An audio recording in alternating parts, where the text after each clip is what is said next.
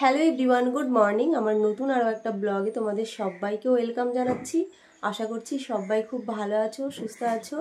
আমি মোটামুটি রয়েছি, খুব বেশি ভালো নেই যদিও, কেননা মেয়ের প্রচণ্ড শরীর খারাপ। আজকে 4-5টা দিন হয়ে যাচ্ছে, কিন্তু এখনও জ্বর কমাকমির নামে কোনো সিন নেই। কালকে ডাক্তার দেখিয়ে ঔষধ আনা হয়েছে, রাতে খাওয়ানো হয়েছে, তারপরেও আবার দেখছি ভোর 2:30 যখন বাজে তখন দেখছি প্রচুর জ্বর।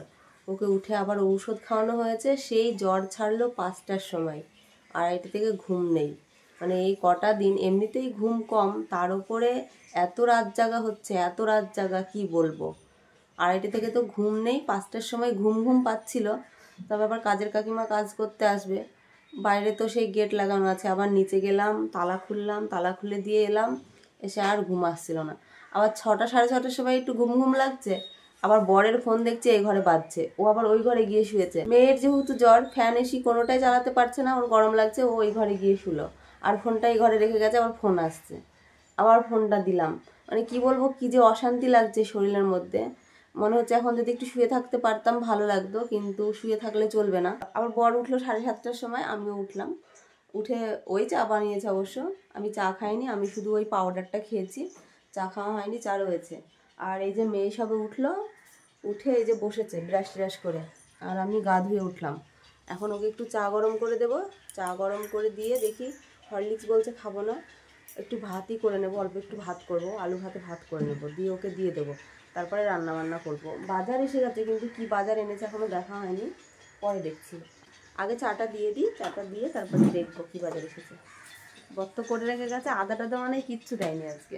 ও চা বানালেই ধরো ওই চিনি আর চা পাতা দিয়ে কোনো রকমের চা বানিয়ে রেখে দেয়, এর মধ্যে একটু আদা ছেঁচে দিই, তা নাহলে ভালো লাগবে না। আর আমার ওই পাউডারটা ওখানে বলছে খাবো, ওই পাউডারটা শুধুমাত্র আমার জন্যই, এখন ও আবার খাবো বলছে, প্রোটিন পাউডার, ওটা বলছে ও খাবে, এখন ওকে একটুখানি দেবো।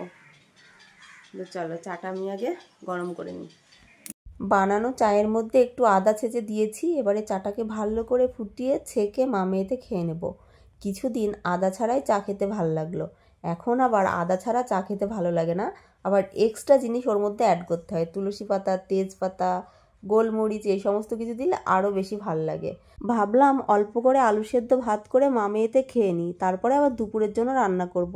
আবার দেখছি বেলাও অনেকটা হয়ে গেছে, শরীরটাও ভালো লাগছে না, ঘুম ঘুম পাচ্ছে, তো ওই জন্য একেবারে রান্না বসিয়ে দিয়েছি। 500 মতো চাল দিয়ে দিয়েছি, দেখা যাক বিকেল পর্যন্ত হবে না রাত পর্যন্ত হবে ঠিক জানি না। আর এইদিকে কালকে তো ঔষধগুলো কিনে আনা হয়েছে, তবে ঠিকঠাক করে গুছিয়ে রাখা হয়েছিল না। যে ঔষধগুলো আমার লাগবে সেগুলো কোটোর মধ্যে রেখে দিলাম, কোটোর মধ্যে রাখলে না ঔষধ খেতে বেশ সুবিধাই হয়।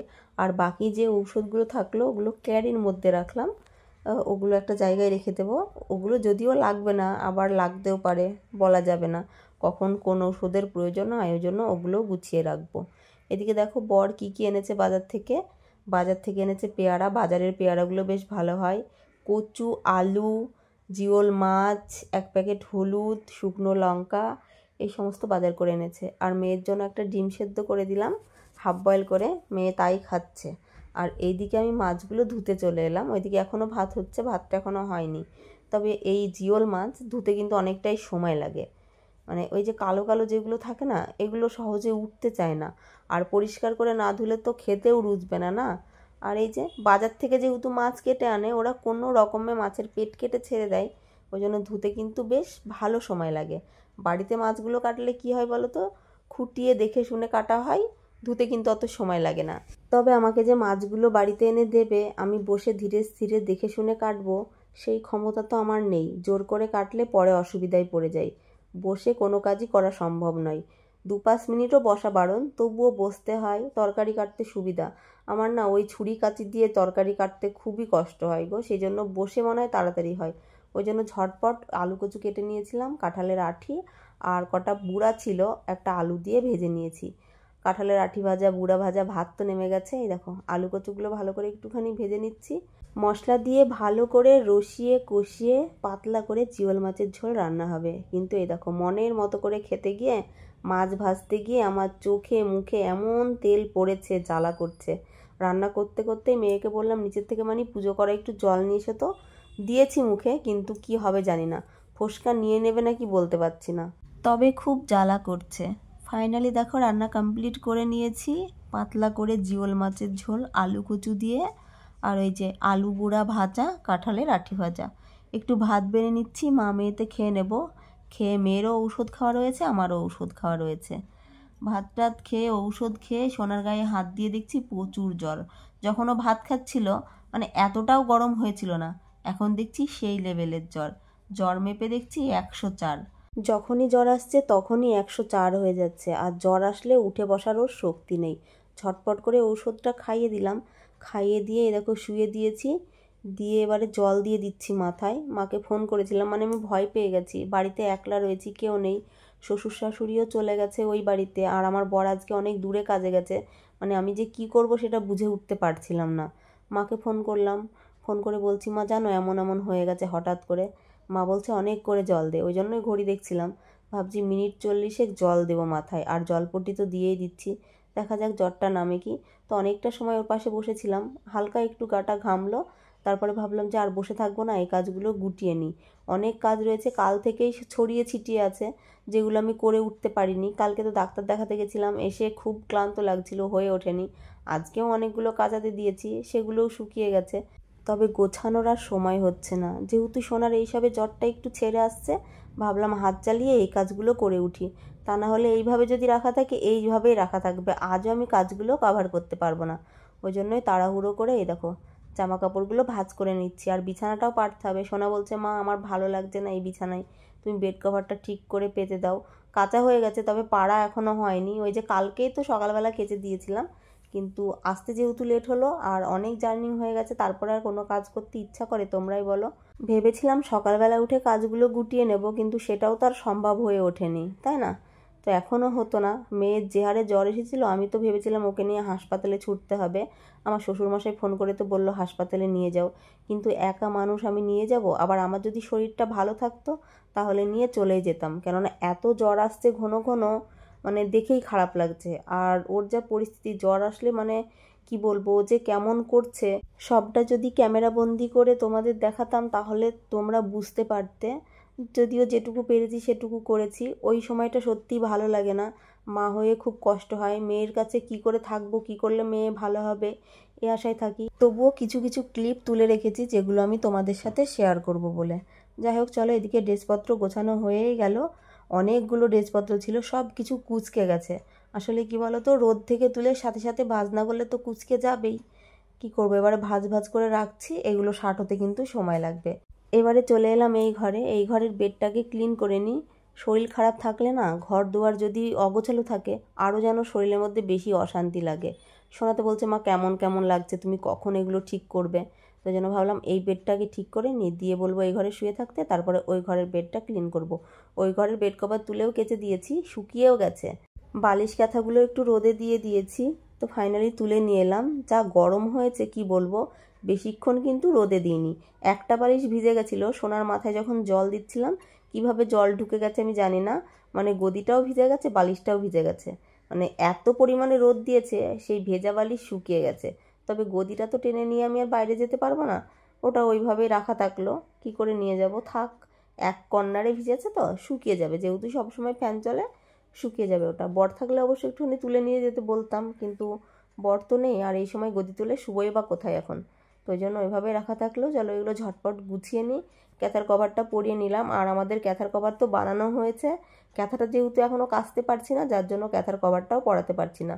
ভাবছি অনেক কটা দিন খালি খালি ক্যাথা গায়ে দেওয়া হয়েছে, ওটাকে একেবারে সার্ফ দিয়ে একটুখানি কেচে নেব, কিন্তু এই ওয়েদারের জন্য কাচতে পারছি না। যা ওয়েদার, এই বৃষ্টি এই রোদ এরকমই হচ্ছে, মানে মেঘলা ওয়েদার, এখন বৃষ্টি তো তখন রোদ, এইরকমই চলছে। যার জন্য ভাবছি একেবারে যখন ভালোভাবে রোদ বের হবে তখন ক্যাথারটা কেচে তারপরে কভারটা পরিয়ে দেব। বালিশের দুটো দুটো কভার পরানো ছিল, সেগুলো খুলে কেচে দিয়েছি। যেহেতু সোনার জ্বর এসেছে আর অনেক কটা দিন বৃষ্টি হয়েছিল, এগুলো তুলে তো আমাকে কাচাতেই হতো, না কাচালে এই বিছানায় কিন্তু শোয়া যেত না। ওই জন্যই আর কি আবার কষ্ট করে সমস্ত কিছু তুলে পেরে কাচা ধোয়া করে নিয়েছি। তো চলো বেডগুলো ক্লিন করব, ক্লিন করে ঘরটা ঝাড় দেব। ঘরটা ঝাড় দিয়ে বাইরে এখনও টেবিল মোছা হয়নি, গ্যাস মোছা হয়নি, ওই কাজগুলো সারবো। সোনা আবার ড্রেসপত্র ছেড়ে রেখেছে, ওগুলো ধুয়ে দেব, ধুয়ে দিয়ে তারপরে স্নান করব। আজকে কখন যে স্নান হবে তার মধ্যে আবার ভেবে রেখেছি মাথাটা শ্যাম্পু করব। কেন বলো তো, বেড কভারটা আবার ঝেড়েছি তো, বালি কিচকিচ কিচকিচ করছে, ভালো লাগছে না। ভাবছি একটু শ্যাম্পু করেই স্নান করে উঠবো। আর শ্যাম্পু করতে গেলে তো সময় লাগবে, তাই না? তো চলো এবারে ঝটপট কাজগুলো সেরে উঠবো। সোনার আবার কখন জ্বর চলে আসবে তার তো কোনো ঠিক ঠিকানা নেই, 2-4 ঘন্টাও তো ভালো থাকছে না। সমস্ত কাজ কমপ্লিট করে এইসবে স্নান করে উঠলাম, মাথাটা একটু শ্যাম্পু করলাম, বাথরুমটা পরিষ্কার করলাম। কেমনই লাগছিল, মনে হচ্ছে এক হাঁটু হয়ে রয়েছে। সেই ঘর থেকে বাইরে থেকে কেমনই যেন হয়েছিল। চটজলদি কাজগুলো সারতে হলো, যেহেতু মেয়ের শরীর খারাপ, মেয়ে ওই ঘরে শুয়ে রয়েছে। ভাত খাবো তবে একটু পরে, পায়ে সহ্য হচ্ছে না, অনেকটা হাঁটাচলা করেছি, পায়ের তালু জ্বলছে দাদা করে। ভাত তরকারিগুলো এনে ওই যে ঘরের মধ্যে রাখলাম, একটু এসি অন করলাম, এত গরম লাগছে। আমি যখন কাজ করছিলাম মনে হচ্ছে তখনই যেন দমটা বেরিয়ে যাবে, প্রচণ্ড গরম লাগছিল। না এখন যদি এসি চালাই তাহলে এই কাজগুলো আর হবেও না, আমার স্নানও হবে না। তো ওই জন্য গরম লাগছে লাগ, মনকে সান্ত্বনা দিলাম গরম লাগবি কত লাগ, আমি স্নান করব। কেমন যেন একটা আনচান আনচান করছে, তার উপরে রাতে সেইভাবে ঠিকঠাক ঘুম হয়নি, শরীরটা যেন আরও খারাপ লাগছে। আর মেয়ের ওই রকম দেখে আমি তো কেঁদে ফেলেছিলাম, সত্যি বলছি। মানে এত জ্বর আর ও যা করছে আমার সত্যি মানে কেমনই যেন লাগছে। আর বাড়িতে কেউ নেই, একলা রয়েছি, মনে হচ্ছে কেমন করছে মেয়েটা। কি করব, হাসপাতালে কি নিয়ে যাব? বরকে ফোনও করলাম, ফোন করে বললাম কি করব, আমি কি হাসপাতালে নিয়ে যাব? দিয়ে বলছে দাঁড়াও 2-10 মিনিট দেখো, মাথায় জল ঢালো। মা ফোন করেছিল, মা বললো মাথায় জল ঢাল। শ্বশুরমশাই ফোন করেছিল, শ্বশুরমশাই তো ফোন করে বললো যে তুমি নিয়ে চলে যাও হাসপাতালে, গেলে স্যালাইন দেবে, ইঞ্জেকশন দেবে, ঠিক হয়ে যাবে। আবার একলা একলা যাবো, ভর্তি করে নেবে, আমার শরীরটাও ভালো না। মানে আমি কী যে করবো একলা একলা, সত্যি আমি বুঝে উঠতে পারছিলাম না। তারপরে আধা ঘন্টা মতো জল ঢাললাম, জল ঢেলে মাথায় জলপট্টি দিয়ে গা হাত পা ভালো করে মুছিয়ে দিয়ে কিছুটা সময় ওর কাছে বসে থাকলাম। বসে থাকার পরে আস্তে আস্তে আস্তে আস্তে গাটা একটুখানি ঘেমেছে। আবার যদি এরকম জ্বর আসে এবার আর ওকে বাড়িতে রেখে দেবো না, এবার ওকে সত্যি সত্যি হাসপাতালে নিয়ে চলে যাব। আজকে যদি সকালবেলায় রক্ত পরীক্ষাটা করে নিতাম সবচেয়ে ভালো হতো, কেন যে করলাম না। বরাবর বললো করিয়ে নিয়ে আসি, আবার যে বাড়িতে এসে করে, ও গেছে পুরী বেড়াতে, ওকেও ফোন করা হলো, তবে ওর ফোন সুইচ অফ, ফোন গেল না। ও আবার বাড়ির কাছে থাকলে রক্ত পরীক্ষাটা হয়েই যেত। এ তো হচ্ছে ব্যাপার, হাঁপিয়ে যাচ্ছি কথা বলতে। আসলে একসাথে অনেকগুলো কাজ হয়ে গেছে, হুটোপাটা করে করেছি। এখন 3:10 বাজে, যদিও বর বলেছে চলে আসবে আজকে তাড়াতাড়ি।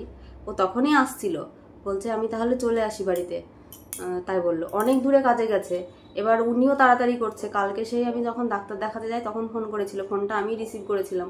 উনি বলছিল ওনার নাকি দোকান উদ্বোধন করবে, হুটোপাটা লেগে আছে, উনিও সেই তাড়াহুড়ো করছে। দিয়ে আবার মিনিট 20 পরে ফোন করে বললাম যে ঠিক আছে তাহলে তুমি একটু পরেই আসো, সোনার গাটা ঘামছে। দিয়ে বললো ঠিক আছে আজকে তাহলে তাড়াতাড়ি চলে আসবো, 3টের ছুটি হয়ে গেছে মনে হয়, ছুটি করে আসতে আসতে সময় লাগবে, অনেক দূরে গেছে কাজে। বাড়ির কাছে থাকলে তো চলেই আসতো, আর হাসপাতালে নিয়ে চলেই যেতাম, দূরে আছে বলে তাই।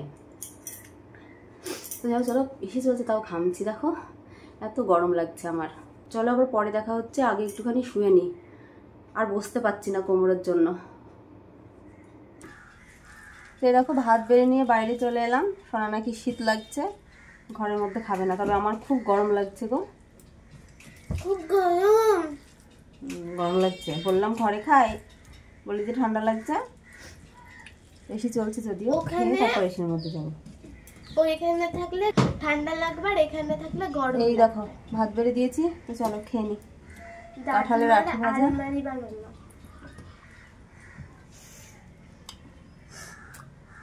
নিজে হাতে খেয়ে নাও। হ্যাঁ আমিও খেয়ে নি, গরম লাগছে তো খেয়ে নি। কেমন বর্ষাকাল ছিল, বেশ ভালোই ছিল তাই মনে হচ্ছে। এত গরম তো লাগেনি, গরম লেগেছে কিন্তু এত গরম লাগেনি। স্লোলি ফ্যানটা চলেছে, কোনো দিন এসি অন করেছি, তবে আজকে এত গরম পড়েছে কি বলবো, প্রচণ্ড পরিমাণে গরম পড়েছে। বিকেলে একটু নিচে গেছিলাম,